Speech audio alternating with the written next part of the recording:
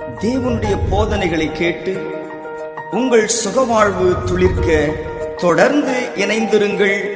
உங்கள் grace TV.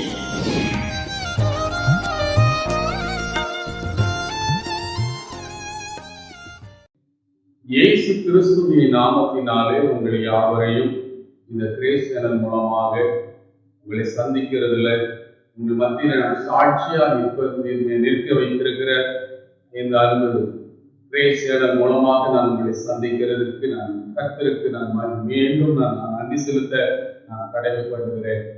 ஆண்டவர் என்னை சாட்சியாக இந்த நாளில ஆண்டவர் என்னை உங்கள் மத்தியில ஆண்டவர் வைத்திருக்கிற தேவனுக்கு நான் ஸ்தோத்திரம் செலுத்துகிறேன்.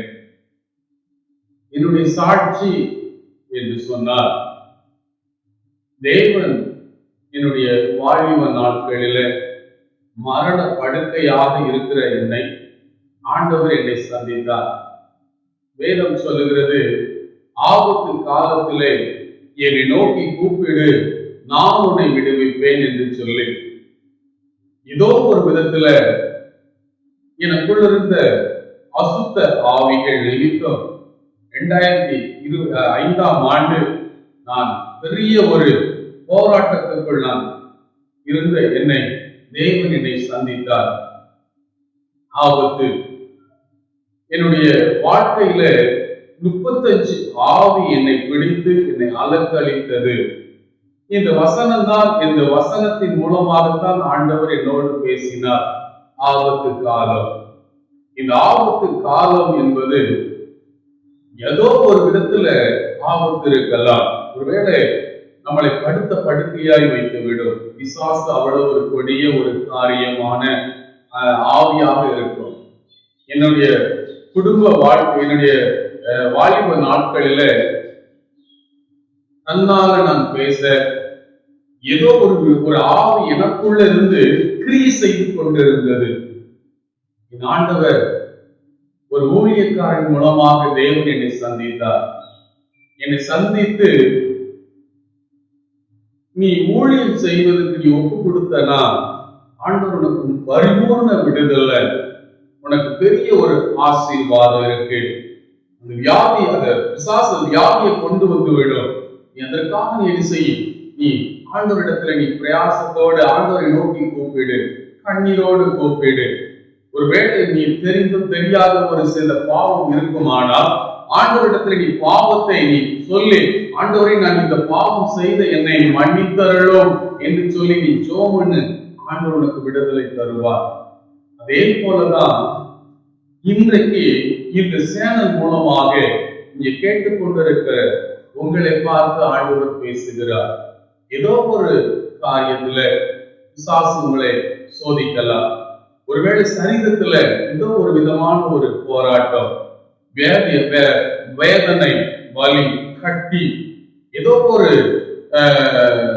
இரத்தத்துல புற்றுநோய், ஏதோ ஒரு விதத்துல பிசாசு உங்களை கொண்டு வந்திருக்கிறது. அப்படிப்பட்ட இருக்கிற உங்களை ஆண்டவர் இன்றைக்கு விடுதலை கொடுப்பதற்காக இன்றைக்கு நீங்க சேனல் முன்பதாக இருக்கிற உங்களை பார்த்து ஆண்டவர் சொல்லுகிறார், எனக்கு செய்த அற்புதத்தை உங்களுக்கு செய்ய போகிறார். உங்கள் வீட்டுக்கு விரோதமாக எழும்புகிற தீய செயல்கள், எதிர்வர சக்திகள், இயேசு கிறிஸ்து ஆண்டவர் சொல்லுகிறார், நீ ஆபத்து காலத்துல நீ என்னை நோக்கி கூப்பிட்டல்ல, நீ என்னை நோக்கி கூப்பிட்டு நீ எவ்வளவு வேதனையோடு இருக்கிற, ஆண்டவர் இன்றைக்கு ஆண்டவர் உங்களுக்கு சொல்லுகிறார், இன்றைக்கு உங்களுக்கு ஒரு விடுதலை.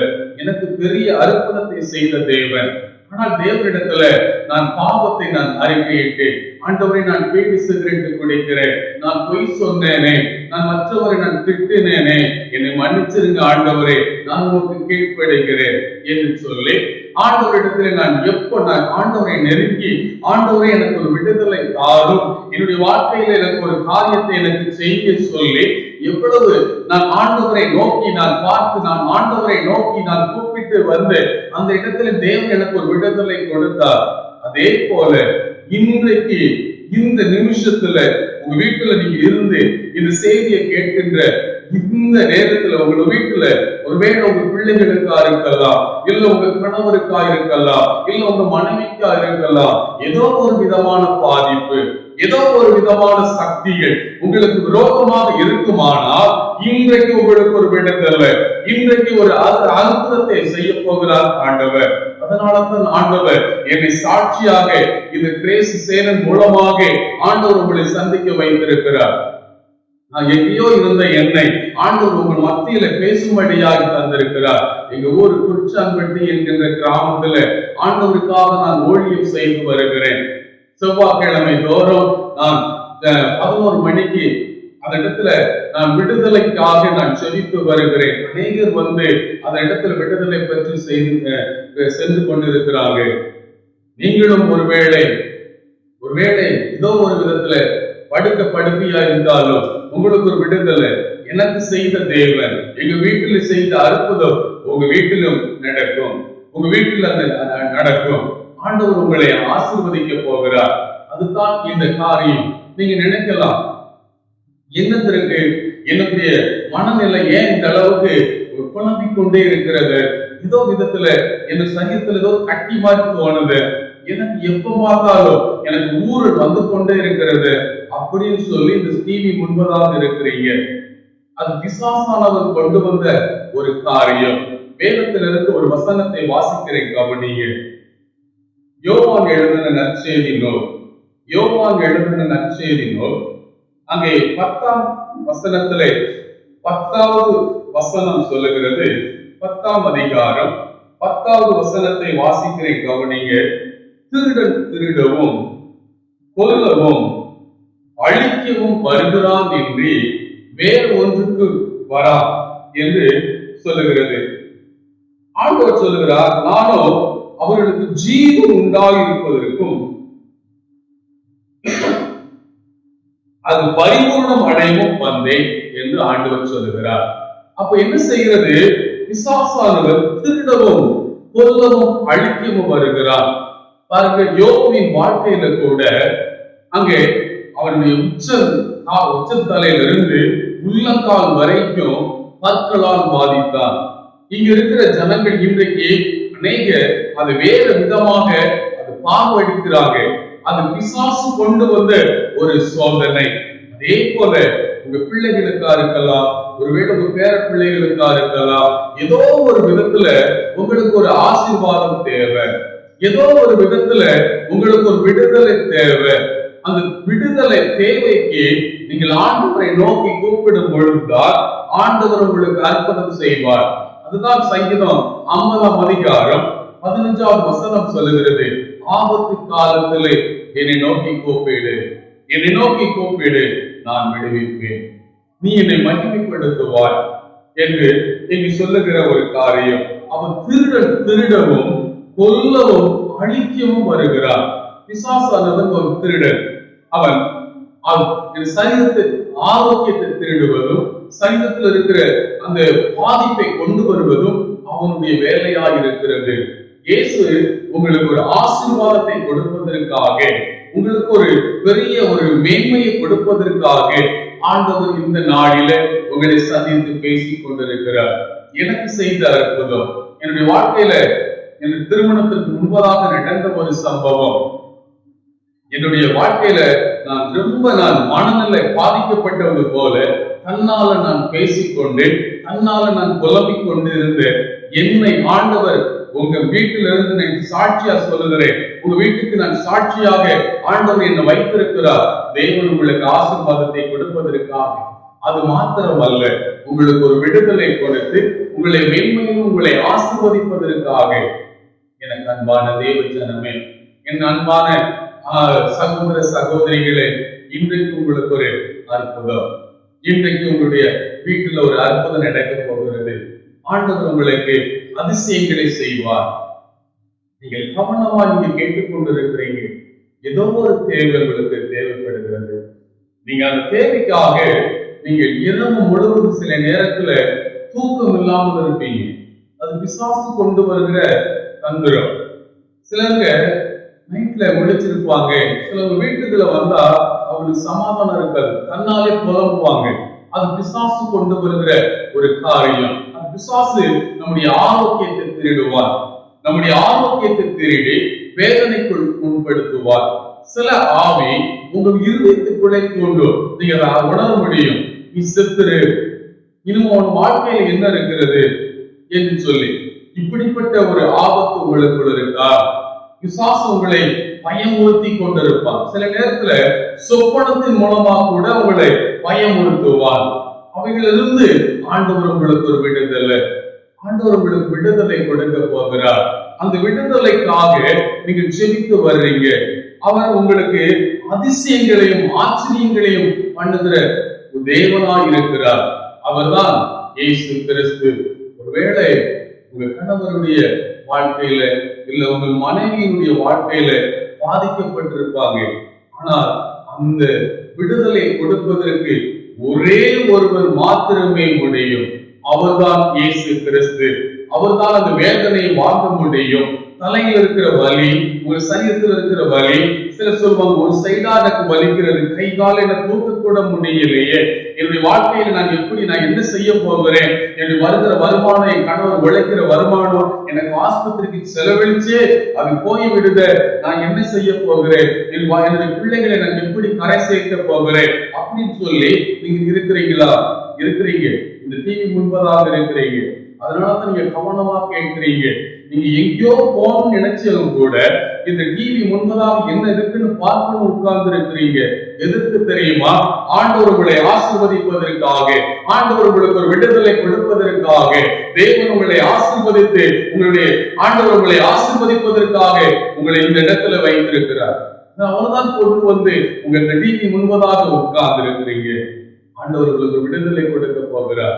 மரணத்தை தூண்டுகிற ஆவி வெளியேறி போகிறது. உங்க வீட்டுக்கு விரோதமாக எழும்புற தீய சக்திகள் இன்றைக்கு அது வெளியேறி போகிறது. இன்றைக்கு நீங்க ஜெபிக்கிற ஜெபம் இன்றைக்கு உங்களுக்கு ஒரு விடுதலை. ஏன்னா எனக்கு தந்தார் ஆண்டவர். என் குடும்பத்துல எங்க தாய் தகப்பனார் அவங்க அநேக ஒரு சில இடத்தை வித்து கூட எனக்கு செலவழித்து பார்த்தாங்க. அந்த இடத்துல அந்த காரியத்தை செய்து ஒண்ணு நடக்கல. ஒருவர் மாத்திரமே என்னை தேடி வந்தார். அவர்தான் இயேசு. என்னை தேடி வந்து எனக்கு ஒரு அற்புதத்தை செய்தார். இன்றைக்கு உங்க வீட்டுக்குள்ள வந்திருக்கிறார் ஆண்டவர். இன்றைக்கு உங்க வீட்டுல ஒரு பெரிய ஒரு அற்புதத்தை செய்வார். எப்படி செய்வார்? இன்றையிலிருந்து உங்க வாழ்க்கை மாற போகிறது. ஒரு வசனத்தை வாசிக்கிற கவனிங்க. ஆண்டவர் உங்களுக்கு விடுதலை கொடுத்தா மாத்திரம் அவர் விடுவது இல்லை. ஆண்டவர் ஒரு பெரிய காரியத்தை செய்ய போகிறார். உங்க வீட்டுல ஒரு ஆசீர்வாதத்தை கொடுக்க போகிறார். எப்படி செய்ய போகிறார் என்பதை வேதத்தின் வாயிலாக நான் உங்களோடு நான் பேச ஆசைப்படுகிறேன். சங்கீதம் 18ஆம் அதிகாரம், சங்கீதம் 18ஆம் அதிகாரத்துல அங்க 28வது வசனத்தை நான் வாசிக்கிறேன். கவனிங்க. தேவரே என் விளக்கை ஏற்றுவேன், என் தேவனாகிய கர்த்தர் இருளை வெளிச்சமாக்குகிற கர்த்தர். ஆண்டவர் சொல்றார், உங்க வீட்டுல இருள் இருக்கிறது. இருள், அந்த இருள் இருந்து உங்களுக்கு ஒரு வெளிச்சம். ஆண்டவர் சொல்றார், தேவனே உங்களுக்கு விளக்கை ஏற்றுவாரா? வீட்டுல ஒரு பெரிய ஒரு வெளிச்சத்தை ஆண்டவர் கொடுக்க போகிறார். அதனாலதான் ஆண்டவர் இந்த இடத்துல உங்களை வைத்திருக்கிறார். அதுதான் அவர் இருளை வெளிச்சமாக்குகிற கர்த்தர். இருள் என்பது கடன் என்கின்ற ஒரு இருள். அந்த கடன் என்கின்ற இருள் வெளியே போக போகிறது. உங்களுக்கு அற்புதம் செய்து மாத்திரம் அவர் விடுவது இல்லை. உங்களுக்கு ஒரு அற்புதத்தை செய்துவிட்டு ஒருவேளை கட்டி மாறிவிட்டது, காய்ச்சல் மாறிவிட்டது, பிளட் கேன்சர் மாறிவிட்டது, புற்றுநோய் மாறிவிட்டது, அதோடு ஆண்டவர் விடுவதில்லை. ஆண்டவர் செய்கிற ஒரு காரியத்தை பாருங்க. தேவரி என் விளக்கை ஏற்றுவேன். ஆகியவர் இன்றைக்கு சொல்லுகிறார், உங்க வீட்டில் இருக்கிற இருள் இன்றைக்கு மாறுகிறது. அந்த இருளை மாற்றி உங்களுக்கு மென்மையான காரியங்களை செய்வாராம். அதுதான் தேவன். அவர்தான் இன்றைக்கு உங்களுக்கு ஒரு அற்புதத்தை செய்வார். அதுதான் இங்க வசனம் தெளிவாய் சொல்லுகிறது. கர்த்தர் இருளை வெளிச்சமாக்குகிறவர். அவர் இருளை வெளிச்சமாக்குகிறவர். இருள், பாவம் என்கின்ற இருள். பாவம் உங்களை அழுத்தி கொண்டிருக்கிறதா? மதுவுக்கு அடிமையா இருந்து அந்த மதுவே ஒரு இருள் தான். உன் இருதயத்துல அந்த அழுக்கு இருளாய் இருந்ததுனாலதான் இந்த வேத வசனத்தை உனக்கால் கேட்க முடியவில்லை.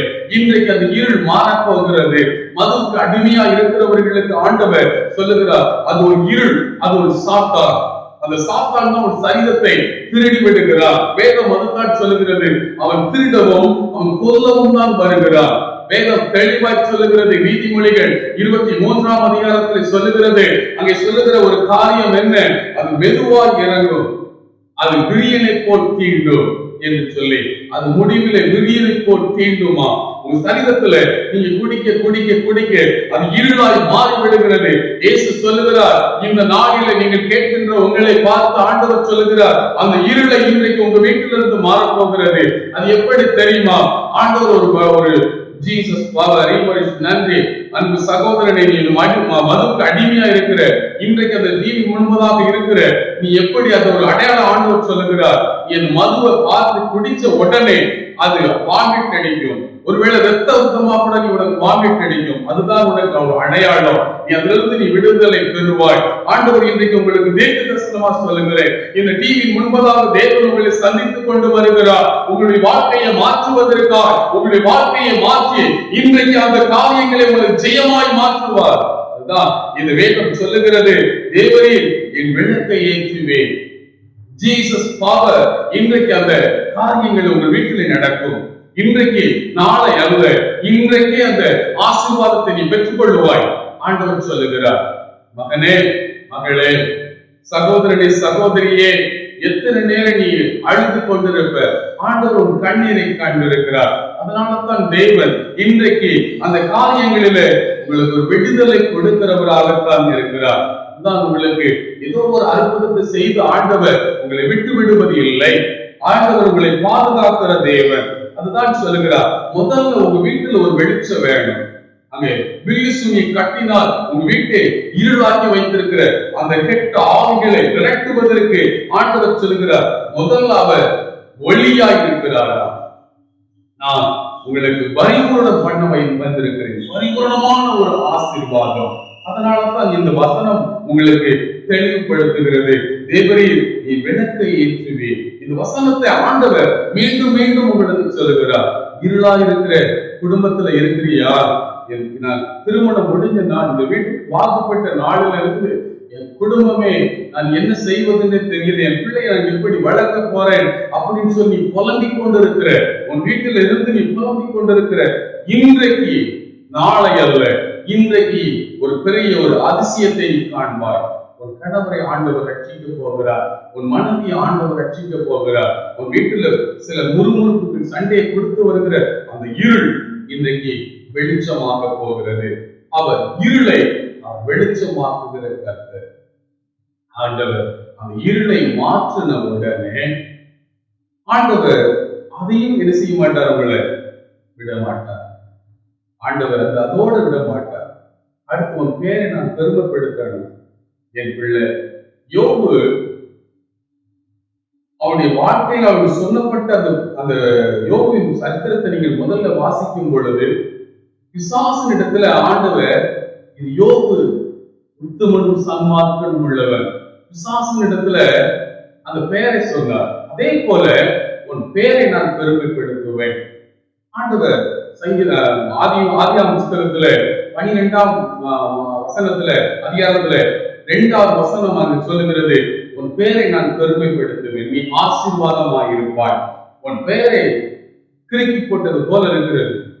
எங்க போனாலும் உன் பெயரு இன்னாரா ஆக மாட்டான், இன்னாரா ஆக மாட்டான், வேலைக்கு ஆக மாட்டான், அவன் குடிகாரன், அவன் சண்டைக்காரன், அவன் சபிக்கிறவன், இதுவரைக்கும் உன்னை பேசியிருக்கலாம்.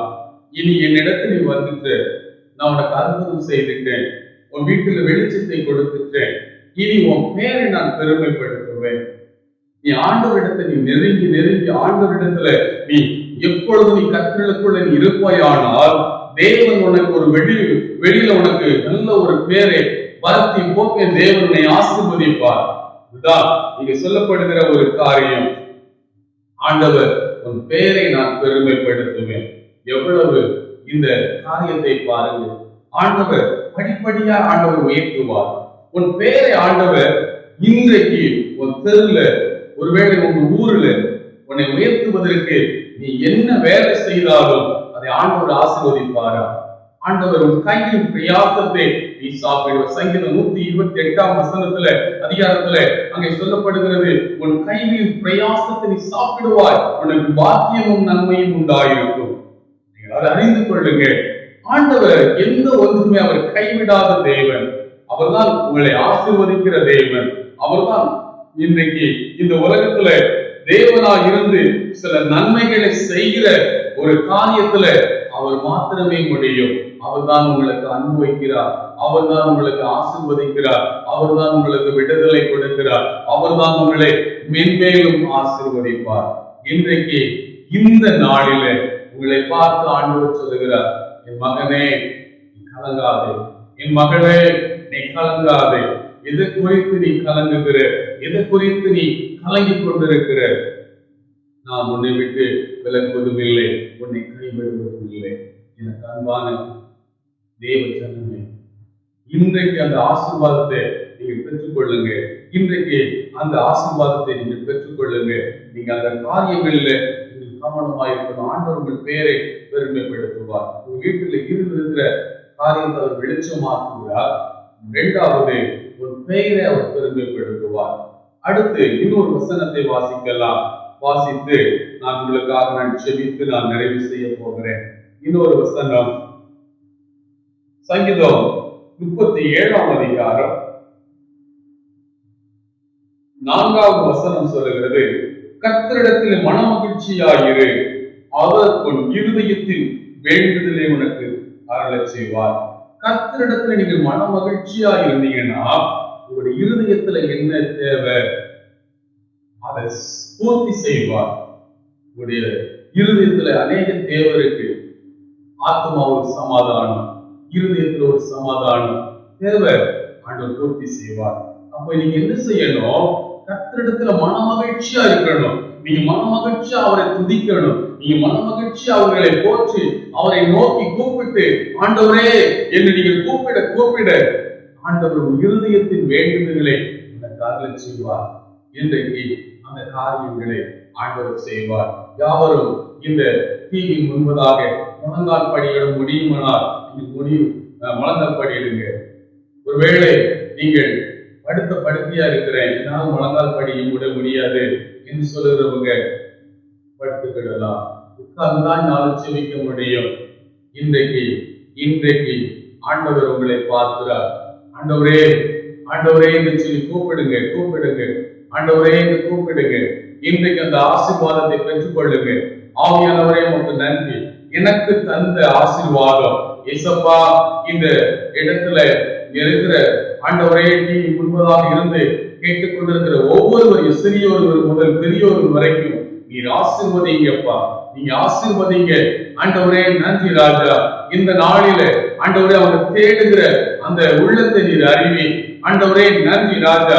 அவங்க தேடுகிற நல்ல உள்ளம் ஆண்டவரே அவங்களை ஆசீர்வதிங்கப்பா.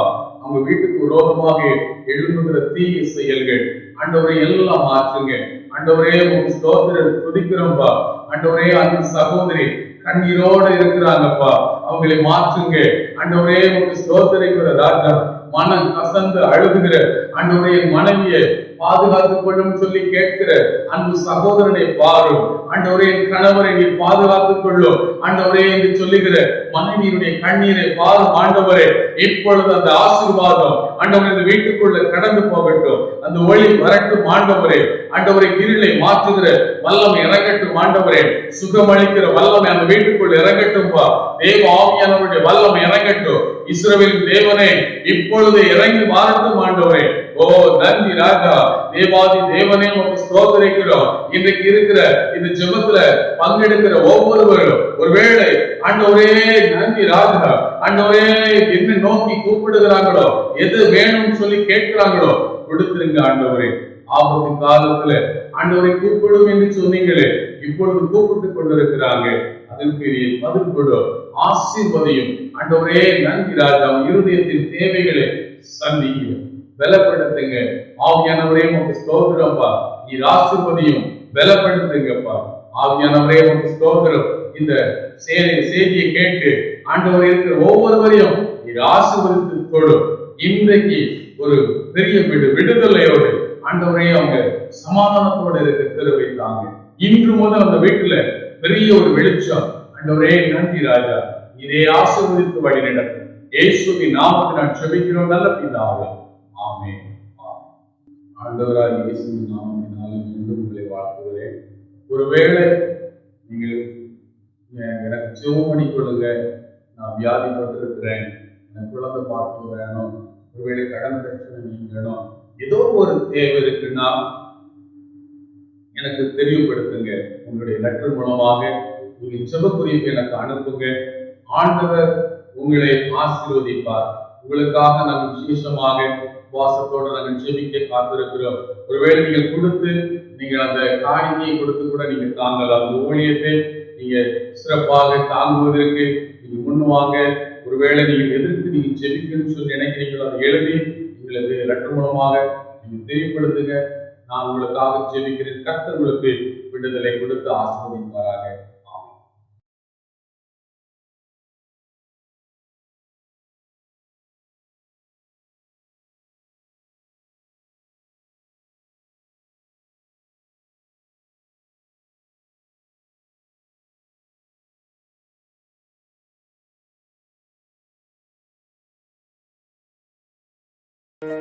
தேவனுடைய போதனைகளை கேட்டு உங்கள் சுகவாழ்வு துளிர்க்க தொடர்ந்து இணைந்திருங்கள். உங்கள் கிரேஸ் டிவி.